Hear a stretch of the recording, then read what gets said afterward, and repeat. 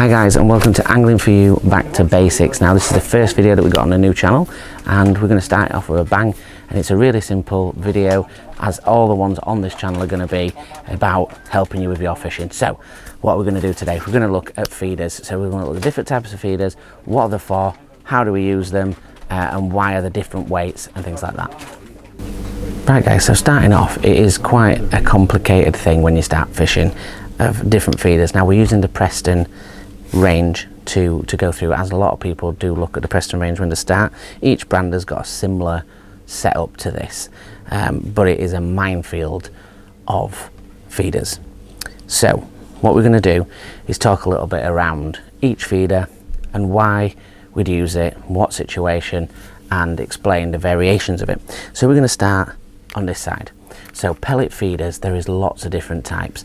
Now this one is a cage version of a pellet feeder. So as you can see, there is an ICS, and basically that means this stem is an interchangeable, and it stands for interchangeable system. So this means that this can slide off, and you can keep this stick, which I'm going to show you here, on your line all the way through. So your line would go through, and there's a little bead that you can tie on the end, and then this would stay on. You can take the top part on and slide different feeders on, as they have a little bit of line on the back of the feeder to slide on and off. So what we'll do is a video on that on a later date.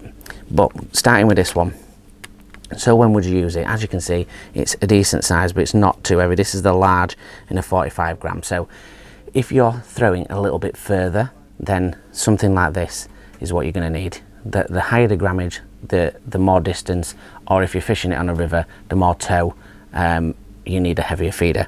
Now you can get them in a lighter weight but still in a larger size. If you're on a venue where it's summer and you need to get a lot of bait in there, you would use a bigger feeder. And even if you had to cast a shorter distance, you may have a lighter weight on it.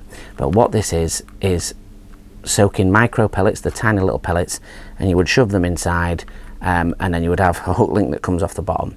So we, again, like we're saying, we talk feeders today, and then we'll talk rigs on another day. So this would be at a 45 grammer, slightly longer, maybe using an 11-foot rod, and a slightly longer range. So the next one, this is a banjo feeder. So again, this comes in longer stems and also comes with bigger weights, and it also comes with littler weights. For example, that is a method feeder, but it's very similar in shape. You can get this method feeder, this banjo feeder, in the same size as this as well. Banjo feeder is exactly that. If it's a shape, roughly shape of a banjo, you can see sidewards it's got these little raised edges, and if you're throwing tight into reeds or you're throwing into pegs to an island, these are great, and it means you can compact either pellets or ground bait onto this, and your hook bait inside, squashed inside. It just makes it very aerodynamic and easy to throw into really difficult places without getting snagged up. And that's really what banjo feeders for. They sink flat to the bottom, the fish can come and eat it like a dinner plate. It's good for deeper venues because it has the sides on, which doesn't force the bait out as quickly. So if you can use this in its bigger size, you can cast it into deeper water, and it works really well. So I'll skip forward and I'll go to this one. This is again in the ICM. Most of the Preston range are interchangeable and have the slide on and off the stems. The only difference is the smaller feeders have a slightly thinner stem, and some of the bigger ones have a slightly thicker stem, so you do need to take that in consideration. But they all come with stems, and again, this is an ICM method. So unlike the banjo, this one has got shorter sides but a deeper bottom. So again, when it hits the water base down, it doesn't force out, but it's slightly shallower water, and again, fishing up to islands, perfect, aerodynamic, and you can obviously get that in bigger sizes as well. But really, this is only a 16 gram, so like a little 9-foot rod on a snake lake, this would be perfect. Underarmed method in close or down the edge, be perfect little feeder to use for that.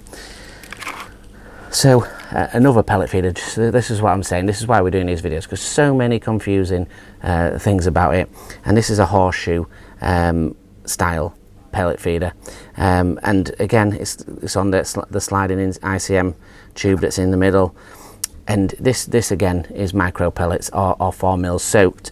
You push them in, and you push in your hook bait at the bottom. And again, it's aerodynamic, but for deeper water, works really well, so it stops everything getting forced out straight away. And just a really clever design. And then we move on to the traditional flatbed method, as most people know. And this is what we use with a method mould or your hand to mould around it. And what we'll do is we'll just actually split the video for 2 seconds, and I'll get you a mould and we can see what that looks like. So firstly we've got the feeders, and then we'll talk the mould. So these ones are flatbed bed method feeders, and you can see this one here is got the sliding stem, and this one is what they call a fixed. So this is inline, which means it slides on that stem, and this one's fixed and it's elasticated, which is not always allowed on venues, so you do have to check that. And what this has got is a stem but with elastic on, and you would fasten it to the bottom, and obviously the elastic would give a little bit of a shock absorber. That's the difference. And again, with the design, these are better for shallow waters. As you know, they've got the grippers on, and you compact the bait, mainly ground bait.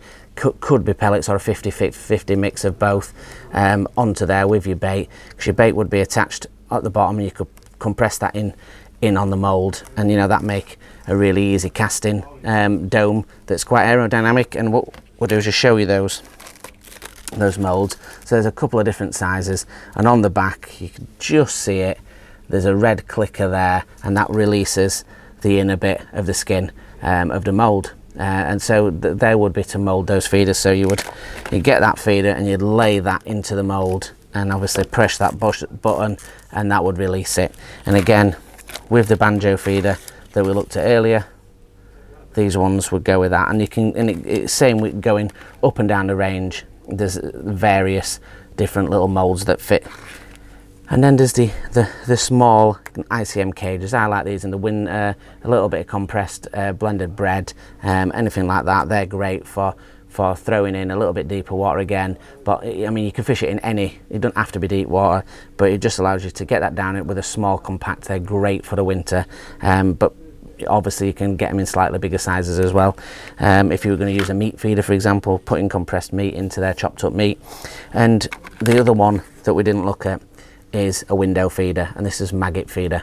So again, you could have your standard maggot feeders. This one is on a stem, and the top twists, allows you to get the maggots in, and obviously the shape is like a torpedo, so really good and easy for accurate casting. So let's jump back to the main camera and finish off. Well guys, it's a short and sharp video. Hopefully that gave you some insight to what feeders are about. There is a lot of feeders on there.